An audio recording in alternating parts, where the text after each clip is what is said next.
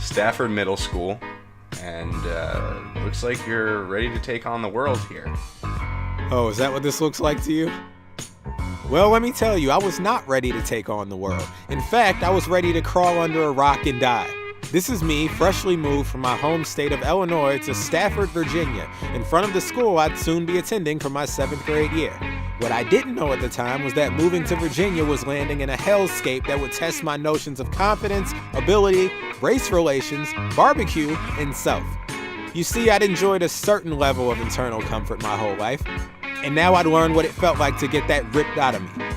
By the end of my last taste of familiarity, a 1-month Nina Sky and Yu-Gi-Oh! Dual-field visit to Illinois during that summer between 6th and 7th grade, I find myself feeling strangely disoriented and fragile, staring down impending uncharted territory. And with such being said, I think you'd understand me not wanting to take a lot of time on this chapter.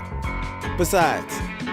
what is there to discuss apart from accidentally causing a urinal to explode by kicking instead of pulling the flushing handle because I didn't want to touch the curiously moist metal, driving me to flee the scene only to be apprehended within minutes, brought in front of the disciplinary body, and questioned while I frantically tried to think of how I'd explain managing to destroy a urinal as an 11-year-old pipsqueak weakling without revealing that I went full Jet Li on it, something that certainly had to be against the rules.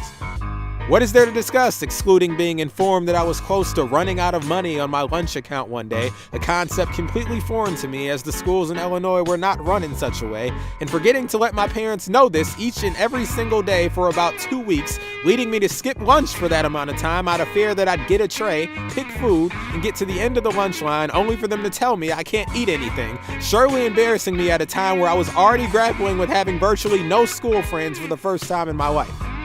What is there to discuss except falling for this 8th grader just to find out through witnessing a strangely passionate, wholly inappropriate for that age makeout session after school in the middle of the hallway that she's dating this 7th grader from my math class named Halen, who proudly let us know one day that he was named after his parents' favorite band, leading me to bottle up my frustration on the bus ride home just to let it all out with a long crying session in the shower that I took solely because I knew it would allow me the space to cry unheard and unquestioned while vowing to never listen to the band Van Halen, a vow I upheld until about 2 years ago.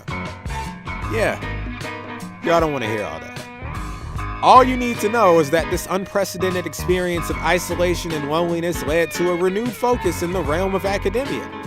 To reference a classic Kanye West skit, at least I had my degrees.